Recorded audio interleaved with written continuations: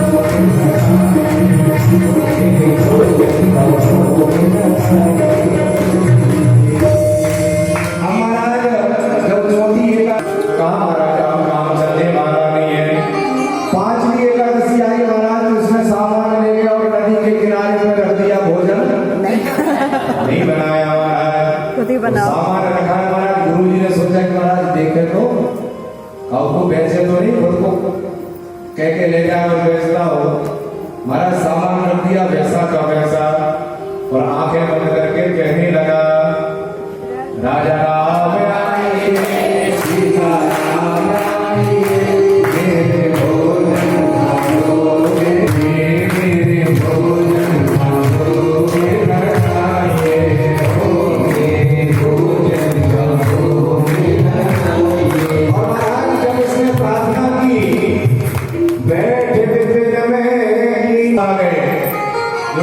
महाराज हमको पता तो ऐसे बच्चों होने वाला है और वो सामान हमने बनावट नहीं जमाया मिलना ही नहीं है हमको खाने का।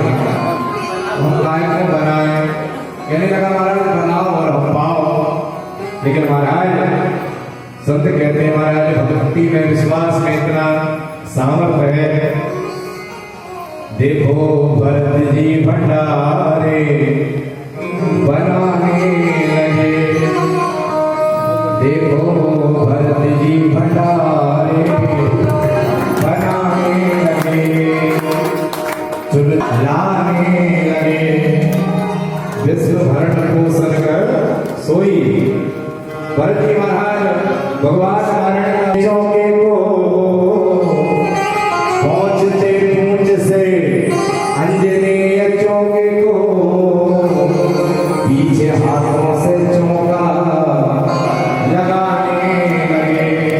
देखो देवता थे महाराज वहां सब आ गए और मैया जानकी ने रिद्धि को सिद्धि को सबको आदेश दिया कि भंडारा बनाया जाए। अब महाराज ये बढ़िया वहां पर बैठ के देख रहा सब घटना। लेकिन गुरुजी को गुरुजी खड़े खड़े की ओर में सामान रखा है भला आदमी बैठा है आखिरकार हो क्या रहा है। गुरुजी ने सोचा कि हो सकता कोई आराव लेने वाला है। पाक संकेत शक्ति का जब थे वहां अष्ट सिद्धि नवनिधि आने लगे।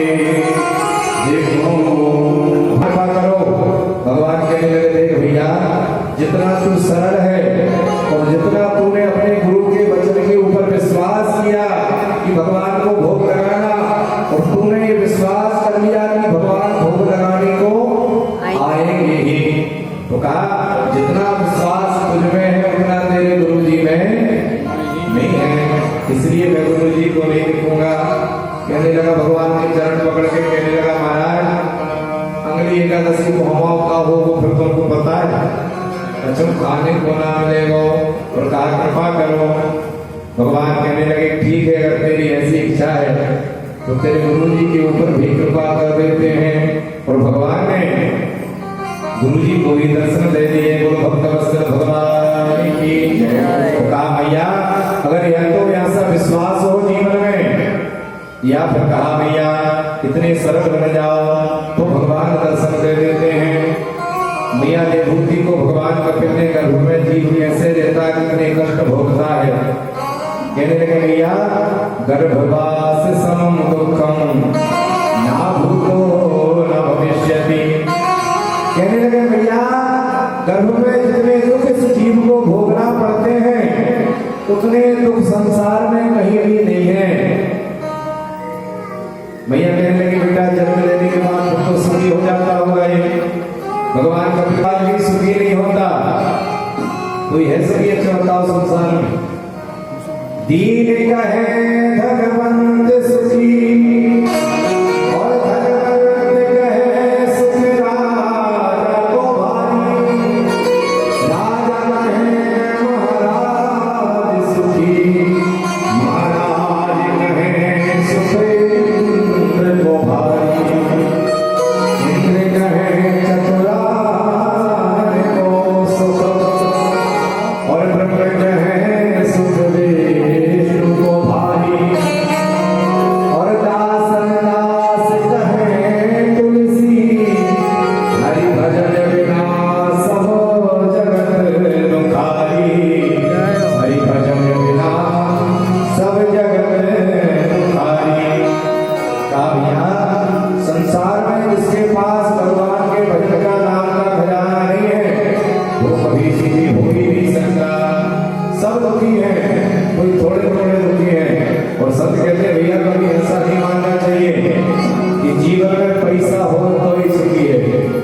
नहीं, तनिकी और धन की तीन गति है। कल तनिकी सुनी थी ना, आपके पास महाराज कितना भी पैसा हो तीन काम से चौथा कर ही नहीं सकते।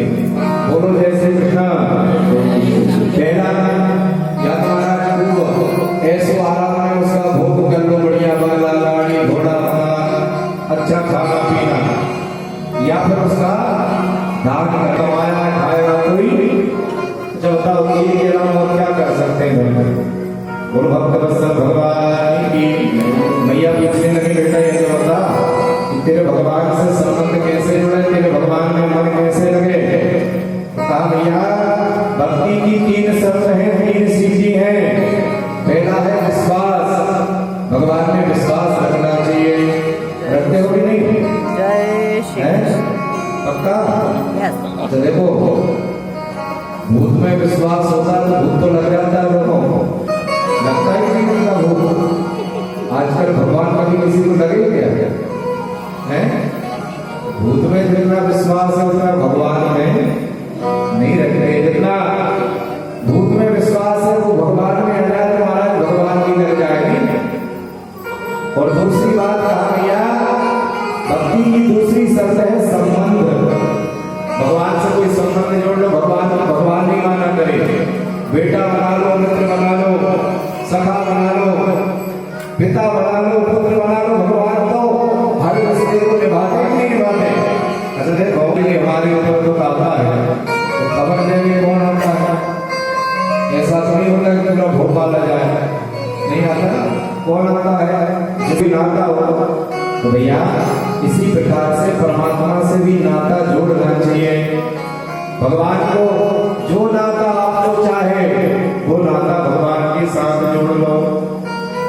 और कहा भैया भक्ति की तीसरी शर्त है समर्पण। जो कुछ है वो सब भगवान का है। बोलो भक्त वत्सल भगवान की। और कहा भैया सबसे बड़ी बात तो यही है भगवान को प्राप्त करने की कि भगवान का सतत स्मरण बना रहे। मैया कहने लगी देख बेटा अगर तेरे भगवान को भाव से ना भजा जाए, प्रेम से ना भजा जाए तो भगवान को कहने लगे भैया कोई बात नहीं, बिल्कुल मन ना लगे, बिल्कुल भाव ना हो तो भी भगवान का भजन बस नाम लेते रहो। अपने प्यारे राम को रीत भजो या कीजिए और भूमि पर उग जाते हैं उल्टो सीधो बीज। किसान मोदी करता है तो पीछे देखता नहीं है कि कौन सा बीज सीधा पड़ रहा है कौन सा उल्टा नहीं। उसका काम तो सिर्फ हल को हाँकना होता है। जिस प्रकार से कहा भैया पृथ्वी में जो भी बीज डाल देते हैं वो उग जाता है, इसी प्रकार से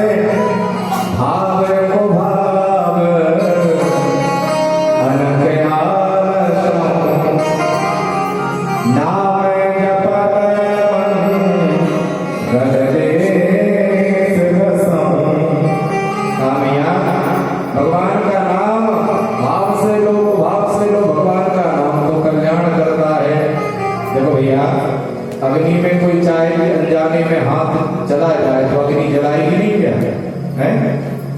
भले ही आरती का दीपक होकर माताओं की साड़ी का पल्लू चला जाए तो ताक पकड़ लेता कि नहीं।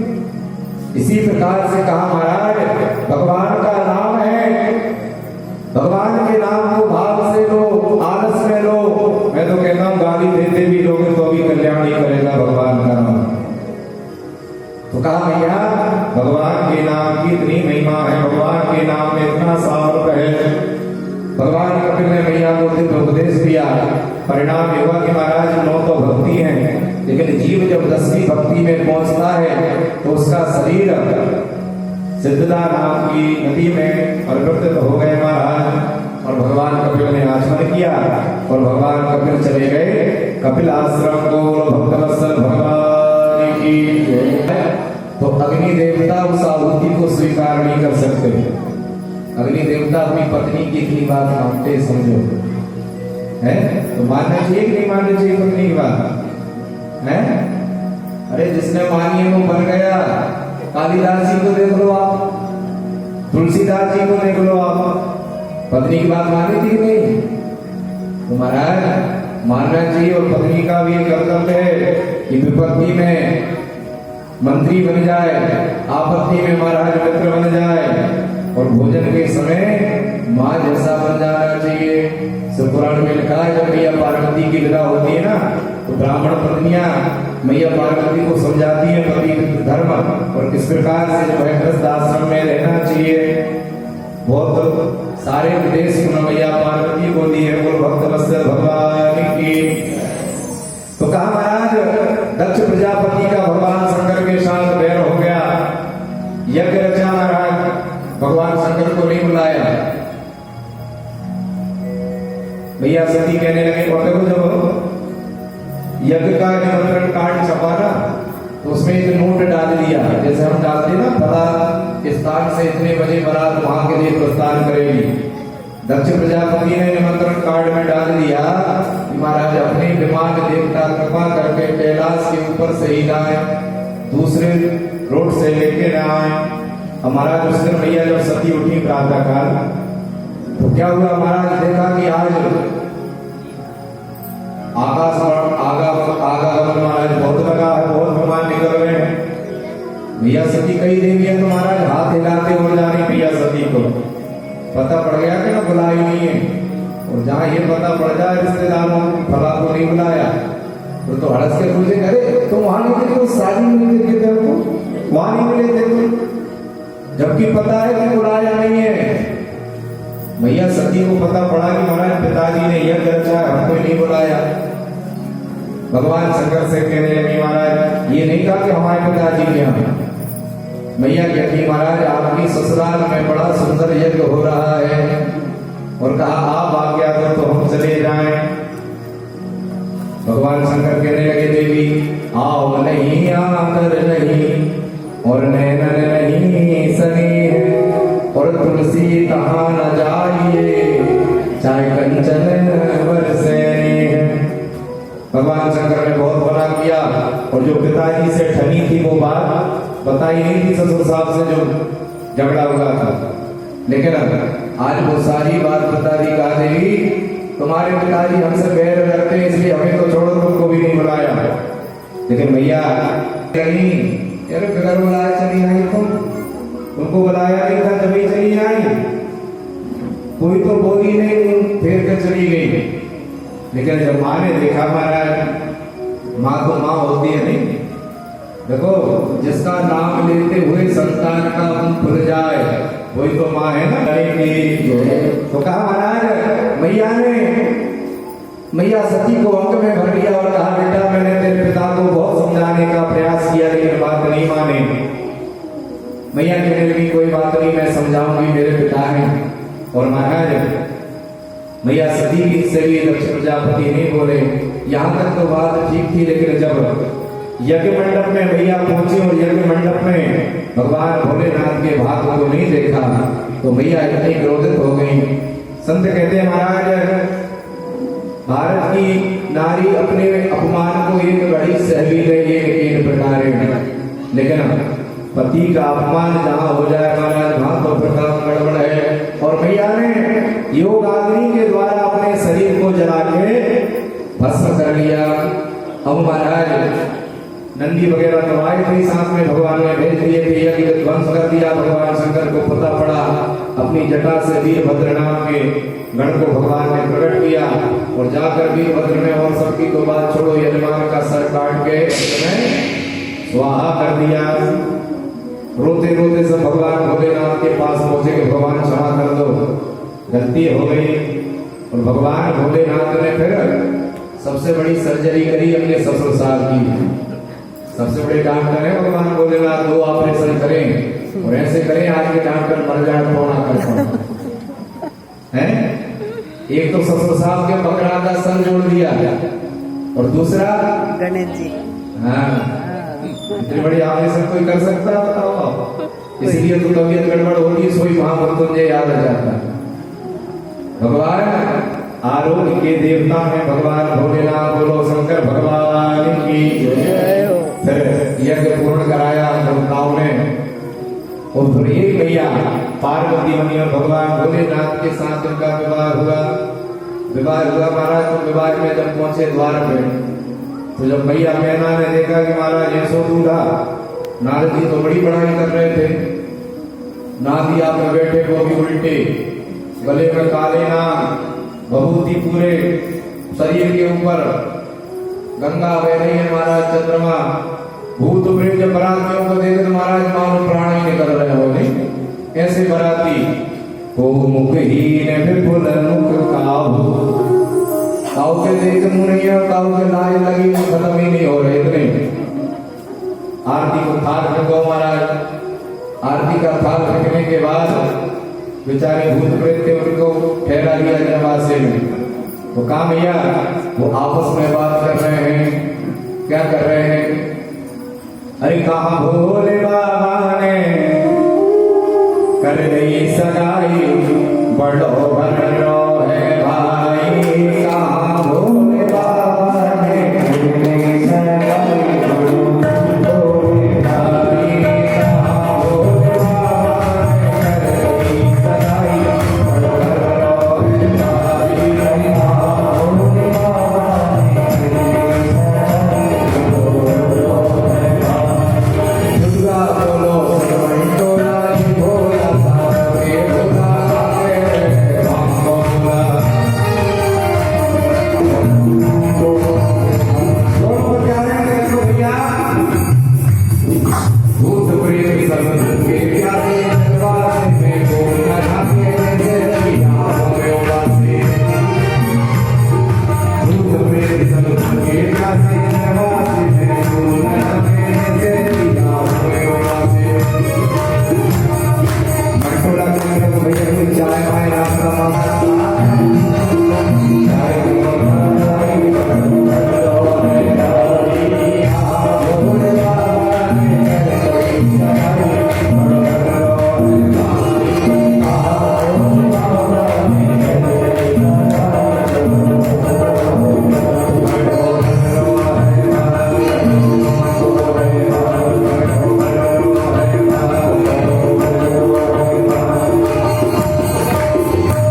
बोलो भक्त वत्सल भगवान की जय।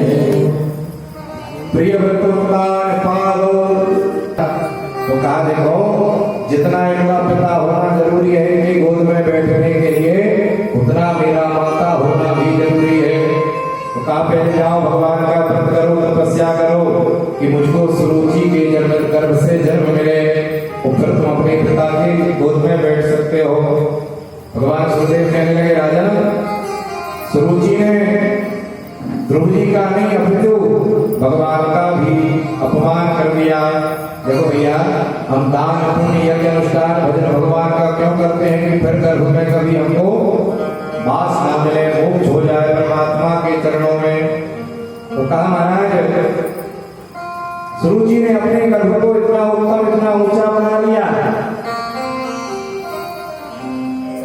कहने लगे महाराज ध्रुव जी को बहुत बुरा कहा गया, रोते रोते अपने माता सुनीति के पास आ गए। सुनीति से कहने लगे कि देखो भैया, आज हमारी विमाता ने हमको बहुत बुरा भला कहा। विमाता बोलते हैं सौत मैया को, भजन का प्रेरणा हमारा दुश्मन भी दे तो कहने लगे महाराज उससे बड़ा हितैषी भी कोई हो नहीं सकता। और कहा तुम्हारी माता ने क्या बुला कहा है? तो कहा भैया पिताजी की गोद में बैठ रहे थे, कहने लगे पहले भगवान का भजन करो, फिर हमारे गर्भ से जन्म लो, और फिर जाकर जो है पिता की गोद में बैठोगे। कि संतान की अगर प्रथम गुरु है तो वो है माँ। बोलो जगदम्बा मैया की। और देखो ऐसे नहीं, सागर में एक प्रकार आता है ना जिसको गुरु जी की पूजन करते हैं, क्या बोलते हैं उसको?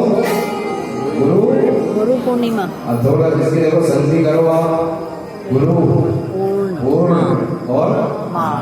क्या मतलब हुआ कि संतान की अगर पूर्ण कोई गुरु है तो वो है माँ। गुरु पूर्ण माँ। भैया माताओं के ऊपर बड़ी जवाबदारी है। अगर संस्कार की नींव बचपन में महाराज ढीली हो गई तो फिर इमारत उस पर कैसी बनेगी वो भगवान ही जाने। और एक बार संस्कार की नींव आपने भर दी तो महाराज आपका बच्चा कहीं भी रहे संसार में, वो अपने धर्म से, अपने कर्म से, अपने संस्कारों से कभी भटक नहीं सकता। ने मंत्र दिया क्योंकि गुरु के बगैर कोई तरता नहीं है। और कहा महाराज जाकर भगवान का भजन किया। और 5 वर्ष के ध्रुव जी महाराज 6 महीनों तक भगवान की घोर तपस्या करी। और भगवान नारायण उनके समक्ष में महाराज प्रकट हो गए। प्रकट होने के बाद भगवान खड़े सामने ध्रुव जी के नेत्र बंद है महाराज। ध्रुव जी ने सोचा कि महाराज भगवान विचार करने लगे महाराज मेरा नन्हा सा भक्त मैं इसके सामने खड़ा हूं, अपनी आंखों खोलने को तैयार नहीं है। भगवान ने क्या किया, जो झांकी ध्रुव जी के हृदय में थी ना उस झांकी को खींच लिया भगवान ने। और जैसे ही वो झांकी खींची महाराज ध्रुव जी व्याकुल हो गए, दोनों नेत्र खुल गए। तो जो झांकी अंदर में थी जैसे ही नेत्र खुले महाराज वो बाहर खड़े थे। बोलो भक्तवत्सल भगवान की। ध्रुव जी महाराज बोलना बहुत कुछ चाहते लेकिन महाराज बोल नहीं पा रहे थे। क्या हुआ, भगवान ने अपना जो